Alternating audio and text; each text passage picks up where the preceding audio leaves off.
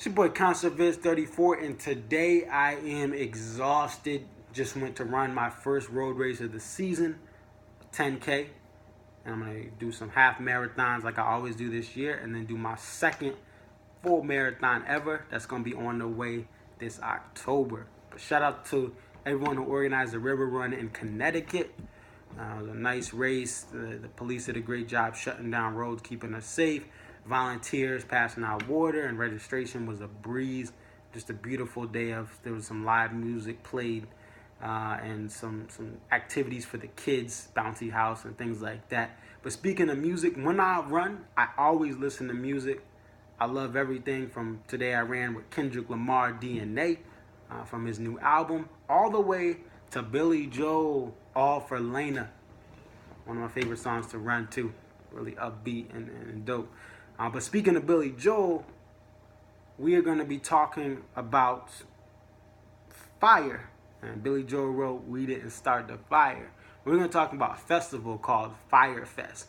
It's Fyre is the spelling. Festival put together by entrepreneur Billy McFarland. He's 25 years old. And some other people, notably Ja Rule, was part of this group of people putting together a festival. Festival's mission statement really was just to provide an upscale festival for very rich people. Now, that's not written anywhere, but that's really what they were going to do. So you had Coachella for 2 weeks.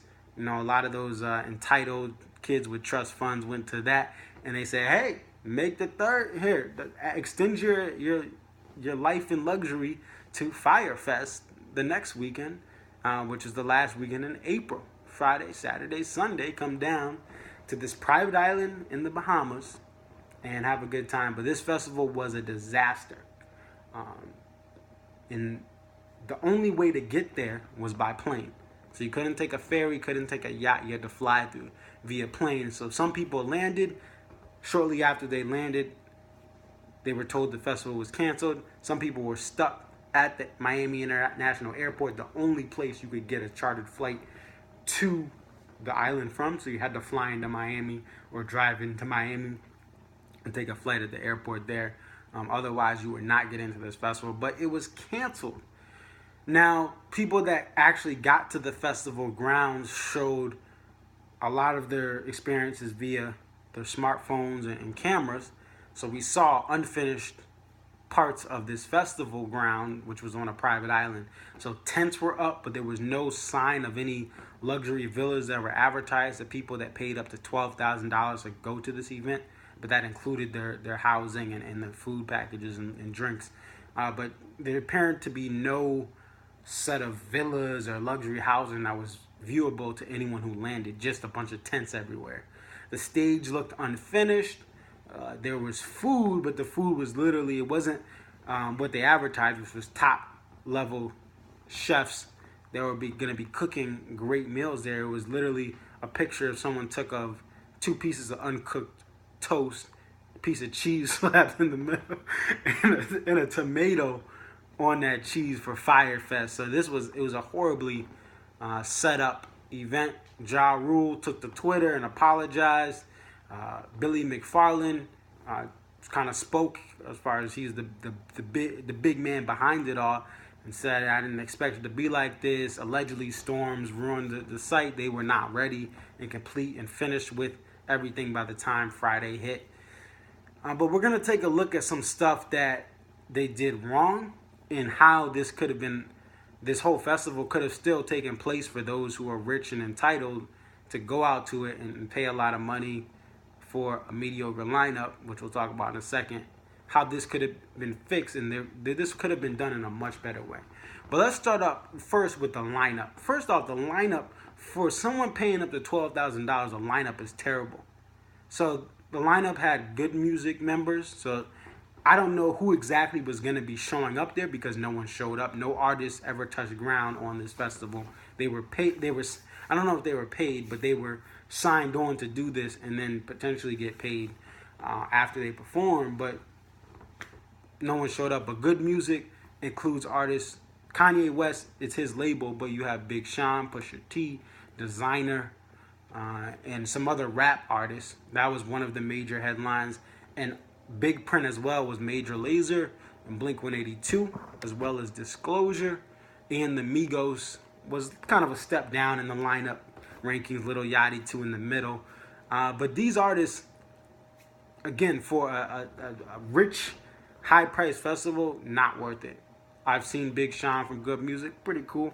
I wanted to see Kanye before he got crazy, when he was just kind of crazy, but right now, you don't know. I mean, his shows are laughable. Major Lazer, cool, man.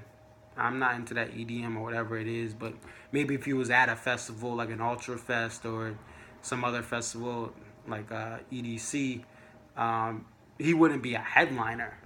But it'd be cool to see. Blink 182, I've seen them twice.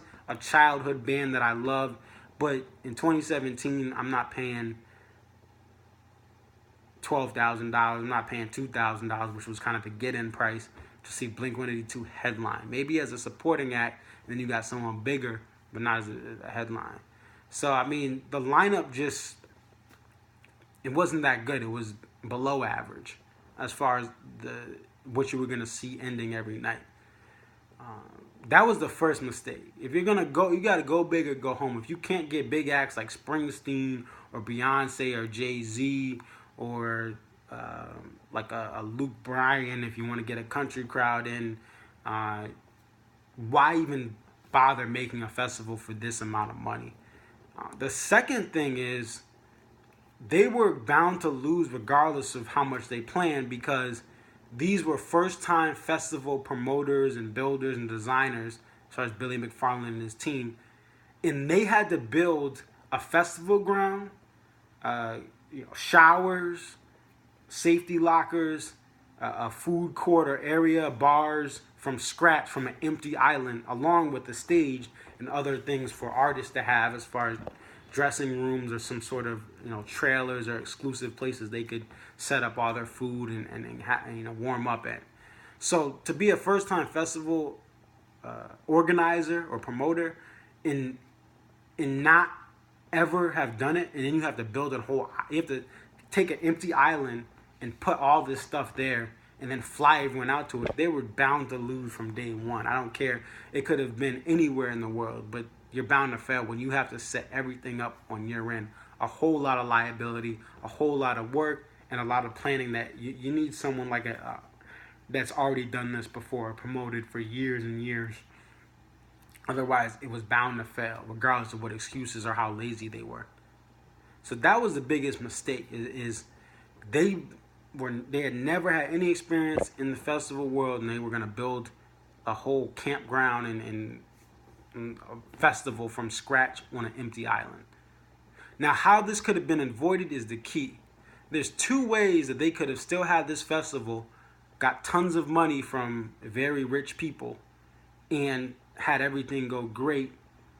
And that's either by booking this event through a cruise liner or setting it up at a resort. So let's first look at a cruise liner. There are cruises more towards the January, February, and March months to get people from the north part of the country that are freezing from the snow. I'm up here in the Northeast, and people want to get away. So you set up a music cruise, or you set up a music festival cruise, which is a very common thing, especially in the last 15 to 20 years, so that you have a cruise liner allows you to have access to their boat. They set up the stages, and they set up the rooms for you, and then you as the festival pay the artist and then charge everyone a little bit more, and then you pay the cruise liner, and then you as the promoters get a little bit of a profit between what you're charging and what you have to pay for logistics. So they could have done this as a cruise, Fyre Fest on a cruise. Now on a smaller cruise, you charge even more. Maybe you charge $15,000 for a high road. People who are in like a big suite in a cruise, and then this festival seems a lot better. You have a more intimate cruise stage, and all right, you got Blink 182, Major Lazer, good music, but you can charge more money and everything's set. You're good to go. All right, it's not Coachella, but if I'm a Blink 182 fan and I got some money, or Major Lazer, or I like good music, Kanye, I can pay money to be right there, like literally, like I'm in my room or in a small venue, and they're right there, and hey, maybe I get autographs, things like that. So that could have been the first thing. Book a cruise liner. Everyone does it. As far as many major acts, I believe Jimmy Buffett has done it. I know Paramore has done it. And again, there's hundreds of acts that have done this, and there's festivals on cruises. Second thing they could have done, get a resort that has tons of rooms, has inclusive packages, and then set up a stage on the beach, or have that resort set a stage up on the beach. And again, same thing. You pay what you got to pay for the space and the catering and all that stuff. You overcharge the rich people that want to go to this festival, and then you have your profit margin for whatever that is. And again, the resort covers all the logistical stuff for the bands, for the fans that are staying, and they get them from the hotel. If there's different hotels in the resort, they drive them up to this every day, or they have a path for them to come every day. And this actually happens in Riviera Maya, Mexico. You got Fish, which has done this a bunch of times out there. Members of the Grateful Dead, like Bob Weir, have added bands like the String Cheese Incident, and they did that this year, where they had 3 days of some big acts, and you got members of the Grateful Dead doing shows, the headline on some of those nights. And again, first time having a festival, you need to pay and put more money to people who know what they're doing in an already built space. You get your profit margin. People are rich and they want to be part of this. You can make your profit margin easily, I'm guessing, if you just upcharge them. And that could have saved this festival as well. But let me know what you guys think. What did you guys see on social media about Fyre Festival? I just think, again, this was doomed to fail, and there were ways to prevent it from failing, and they could have done this on a smaller scale for the first year. And then, you get 5 or 6 years of this, then decide to go figure out how to do it on an island and build infrastructure. But it's your boy ConcertViz34 signing off. Hope you guys have a good one. Take care.